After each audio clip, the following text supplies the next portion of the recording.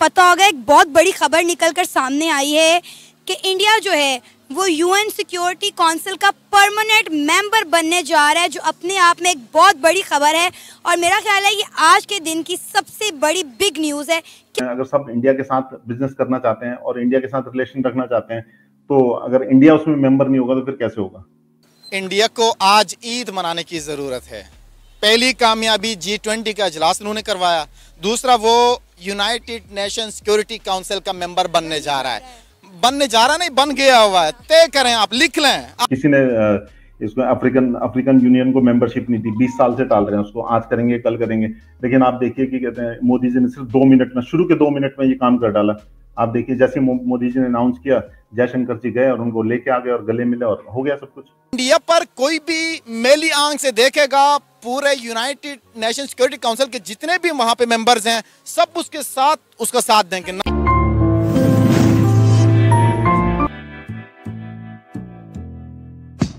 नमस्कार दोस्तों, जैसा आपको मालूम होगा G20 समिट की मीटिंग इस समय दिल्ली में चल रही है, जिसमें भाग लेने के विश्व भर से तमाम प्रधानमंत्री और राष्ट्रपति आए हुए हैं। इसी बीच एक खबर काफी तेजी से वायरल हो रही है, जिसमें यह कहा जा रहा है कि भारत को अब UNSC में परमानेंट सीट मिलेगी और भारत को अब वीटो पावर मिलेगा। यह देख करके पाकिस्तानी मीडिया के होश उड़ गए। भारत की बढ़ती पावर को देखते हुए पूरा विश्व चाहता है कि भारत UNSC में परमानेंट मेंबर बने, क्योंकि भारत वन अर्थ और वन फ्यूचर पे काम करता है, जो कि पूरा विश्व में ह्यूमैनिटी का काम करता है। तो चलिए दोस्तों, इस पर पाकिस्तानी मीडिया का रिएक्शन देखते हैं। और अगर आपको यह वीडियो अच्छा लगे तो प्लीज चैनल को सब्सक्राइब जरूर करें।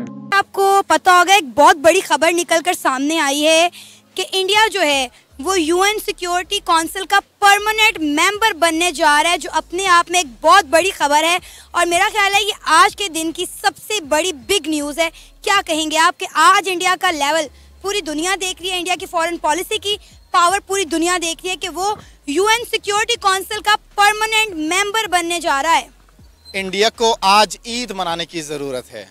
पहली कामयाबी G20 का इजलास उन्होंने करवाया, दूसरा वो यूनाइटेड नेशन सिक्योरिटी काउंसिल का मेंबर बनने जा रहा है। नहीं, बन गया हुआ है। तय करें, आप लिख लें, आप रखें अपने पास पॉइंट आउट करके। देखें, यूनाइटेड नेशन सिक्योरिटी काउंसिल का मेंबर बनना कोई आम बात नहीं है। हमारी वो औकात नहीं है कि हम G20 या किसी और समिट के लिए हम यहाँ बुलाएं, इस्लामिक कॉन्फ्रेंस के लिए हमने यहाँ बुलाया, वो आगे अच्छी बात है और होने चाहिए, लेकिन नहीं हुआ है। अब जो यूनाइटेड नेशन सिक्योरिटी काउंसिल का मेंबर बनना है, अब उसके फायदे देखें। अब इंडिया पर कोई भी मेली आंख से देखेगा, पूरे यूनाइटेड नेशन सिक्योरिटी काउंसिल के जितने भी वहाँ पे मेंबर्स हैं, सब उसका साथ देंगे। नंबर 1। नंबर 2, आपके इंटरनेशनल कोर्ट ऑफ जस्टिस का जो चीफ जस्टिस होता है, उसकी तैनाती में इंडिया अपना रोल प्ले करेगा। 2। तीसरा, आपका सिक्योरिटी काउंसिल के अलावा ये आपके जो यूएन का जो सेक्रेटरी जनरल होता है, उसकी तैनाती के लिए इंडिया अपना वोट प्ले करेगा। 3। चौथी बात, नया जो भी मेंबर बनने आएगा, इंडिया अपना रोल प्ले करेगा। तो आप भूल जाएं, आप इंडिया वहां पे है तो आपको जाने की जरूरत नहीं है, क्योंकि उसने आपके फेवर में वोट नहीं देना। ठीक है। इसके अलावा विद इन कंट्री कोई भी टेंशन हो तो यूनाइटेड जितने भी सिक्योरिटी काउंसिल कंट्री से सब साथ देंगे, उसको एलिमिनेट करेंगे। 6ठी बात, बॉर्डर इश्यूज जितने भी होंगे उसको वो टैकल करेगा। 7वीं बात, जितना सॉफ्ट इमेज ये कर सकता है, क्योंकि G20 is just like a unity among the countries जो वहां पे हैं, तो उनका सॉफ्ट इमेज पूरी दुनिया में फैलाने के लिए ये अपना रोल प्ले करेंगे। तो और सर, हमने हमेशा इंडिया को टारगेट किया कि इंडिया में जो है मुसलमान सेफ नहीं है, इंडिया में माइनॉरिटीज़ को राइट नहीं मिलते। तो डेफिनेटली जब इंडिया यूएन सिक्योरिटी काउंसिल का मेंबर बनने जा रहा होगा तो टीम्स आई होंगी, उन्होंने इंडिया में आकर फैक्ट एंड फिगर्स चेक किए होंगे, उसके बाद ही ये सारे मामला यहाँ पर पहुँचे हैं ना। तो आज जो हम पाकिस्तानी बल्कि बड़े अरसे से इंडिया के बारे में ये बात कहते रहे थे, इंडिया ने आज उसको क्लियर कर दिया है। यूएन का सिक्योरिटी काउंसिल मेंबर बनकर इंडिया ने ये बातें क्लियर कर दी हैं कि वहाँ पर ऐसा कुछ नहीं होता, इसलिए तो वो आज उनका परमानेंट मेंबर बनने जा रहा है ना। देखिए, बन चुका है, ये मैं फिर बता रहा हूँ आपको, वो बन चुका है, ये बनने नहीं जा रहा, क्योंकि वहाँ पे G20 इजलास कराना इज द फर्स्ट के सक्सेसफुली आपका इजलास हो गया। ओके, डे 1, डे 2, डे 3 आपका जारी रहेगा। आगे दुनिया जहाँ के पावरफुल और सुपर पावर लोग, तो आपकी पहली कामयाबी हो गई। दूसरी कामयाबी, वो G20 का इजलास वहां नहीं रखते जहां उनको 1% भी इशू हो। फ्लॉलेस, सारा काम accurately, soft, black and white में क्लियर हो गया, तो उनको वोट मिल गए, उनको जितना लैंड वहां पे मीटिंग के लिए चाहिए था वो सारा कुछ मिल गया। G20 का ये मेंबर बन गए। अच्छा, इसके अलावा ये यूनाइटेड नेशंस का मेंबर बन गए, G20 का इन्होंने इजलास करवा दिया। तो इससे बढ़ के कामयाबी क्या हो सकती है? हम अब ये जो 2 दिन की मीटिंग है, इसमें UN का परमानेंट मेंबर भारत जो है वो बनने जा रहा है, कुछ इस तरह की खबरें भी आ रही हैं। बात तो चल रही है, अभी डिक्लेरेशन तो आई है, उसमें बात तो चल रही है कि कहते हैं यूएस ने उसको सपोर्ट किया है। लेकिन अब काफी टाइम से तो ये चल रहा है, पिछले 4-5 सालों से तो हम सुन रहे हैं कि ये होगा, और ये होना भी चाहिए, क्योंकि जिस तरह से इंडिया काम कर रहा है और जिस तरह से इंडिया की ग्रोथ है, और तो यूनाइटेड नेशन सिक्योरिटी काउंसिल तब तक कंप्लीट नहीं होगा ना जब तक कि उसमें 1.5 बिलियन लोगों की रिप्रेजेंटेशन नहीं होगी। फिफ्थ लार्जेस्ट इकोनॉमी, 1.5 बिलियन लोग, और प्लस ग्लोबल साउथ का लीडर जहाँ पे 1.5 बिलियन की अलग से एक और पॉपुलेशन है। तो अगर आप यूनाइटेड नेशंस को ऐसे ही रखना चाहते हैं तो वैसे ही रहेगा, लेकिन अगर आप उसमें ट्रूली रिप्रेजेंटेशन चाहते हैं हर कंट्री की या हर तरह के लोगों की, तो उसमें फिर इंडिया का होना बहुत जरूरी है। बिकॉज अब जब सारे डिसीजन इंडिया में होंगे और इंडिया उसका मेंबर नहीं होगा, या फिर जितने भी लोग हैं अगर सब इंडिया के साथ बिजनेस करना चाहते हैं और इंडिया के साथ रिलेशन रखना चाहते हैं, तो अगर इंडिया उसमें मेंबर नहीं होगा तो फिर कैसे होगा? सर, अगर इंडिया परमानेंट मेंबर बन जाता है तो इसका कितना बेनिफिट होगा इंडिया को?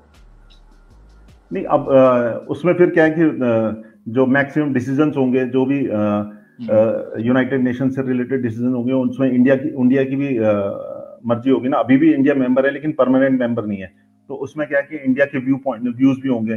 फिर हो सकता है कि जो वॉर्स होती हैं वो ना हो, मतलब इंडिया है वो हर तरफ से मतलब पीस और भाईचारे के साथ रहना चाहता है। जो इंडिया के पॉइंट ऑफ व्यू है वो आएगा सबके सामने। अभी तो फिर कहते हैं ये जो सारा ये 1.5 बिलियन की पॉपुलेशन है वो तो अनहर्ड है ना अभी तो। अब उनका कोई पॉइंट ऑफ व्यू तो है नहीं जब तक आप सिक्योरिटी मेंबर ना जाएं। और आप देखिए आज सबसे पहले क्या हुआ, आज मतलब पिछले 20 सालों से हम सुन रहे हैं कि इक्वलिटी के ऊपर बात करते हैं, डाइवर्सिटी के ऊपर बात करता है सारा वेस्ट। लेकिन आप देखिए कि किसी ने इसको अफ्रीकन यूनियन को मेंबरशिप नहीं दी, 20 साल से टाल रहे हैं उसको, आज करेंगे कल करेंगे। लेकिन आप देखिए कि कहते हैं मोदी जी ने सिर्फ 2 मिनट में, शुरू के 2 मिनट में ये काम कर डाला। आप देखिए जैसे मोदी जी ने अनाउंस किया, जयशंकर जी गए और उनको लेके आ गए और गले मिले और हो गया सब कुछ। पहले 2 मिनट में, सिर्फ 2 मिनट लगे इंडिया को और 2 डिकेड लगे वेस्ट को ये डिसाइड करने में कि इनको लाना है कि नहीं लाना। मतलब इससे भी हम इम्पोर्टेंस देख सकते हैं कि मौजूदा करंट पॉलिटिक्स के अंदर जो भारत के प्रधानमंत्री हैं, जो प्राइम मिनिस्टर है नरेंद्र मोदी जी, उनकी कितनी इम्पोर्टेंस इस टाइम जा रही है। हाँ जी, मोदी जी देखिए नो डाउट वर्ल्ड के लीडर हैं, उनकी सबसे ज्यादा पॉपुलैरिटी आपको पता ही है। ठीक है, तकरीबन 9 साल में 15 इंटरनेशनल अवार्ड्स का लेना, मैं ये समझता हूँ कि डिलीवर कर रहे हैं, तो दुनिया जो है उसको सराह रही है। 2 दिन की समिट हो रहा है, इसमें क्या मेजर जो है वो बेनिफिट होता नजर आ रहा है? क्या आपको लग रहा है कि जो मेन जिससे हम पूरी जिस पे नजरें हैं, क्योंकि सब देख रहे हैं कि ये 2 डेज का जो हो रहा है, इसमें आफ्टर मतलब ये 2 डेज जो बताया जाएगा, आपको क्या लग रहा है कि क्या चीज मेन जो है वो अपना की रोल प्ले कर सकती है?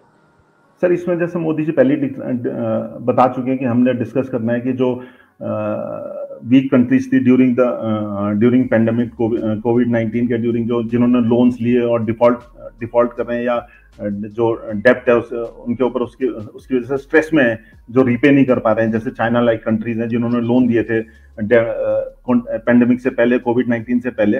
अब क्या कई कंट्रीज ऐसी हैं, अफ्रीकन कंट्रीज हैं, या फॉर दैट मैटर आप देखिए पाकिस्तान को देखिए कि आप मतलब चाइना का उधार कर्ज तो चढ़ा हुआ है आपके ऊपर, लेकिन आप जो प्री पेंडेमिक सिचुएशन तो आई नहीं अभी तक, तो लेकिन उसका ब्याज चढ़ रहा है। और कहते हैं मुझे लगता है कि चाइना रिकवरी के लिए भी प्रेशर तो दे ही रहा होगा, तो लोग परेशान हैं इस बात से। तो मोदी जी ने कहा था कि इसका मतलब कोई सोल्यूशन निकलना चाहिए, और हमें एज ए ग्लोबल जैसे टॉप 20 इकोनॉमीज हैं इसमें, तो टॉप 20 इकोनॉमीज को ऐसा कुछ करना चाहिए कि ये मतलब ये जो छोटी छोटी कंट्री स्ट्रेस से बाहर निकल सकें। तो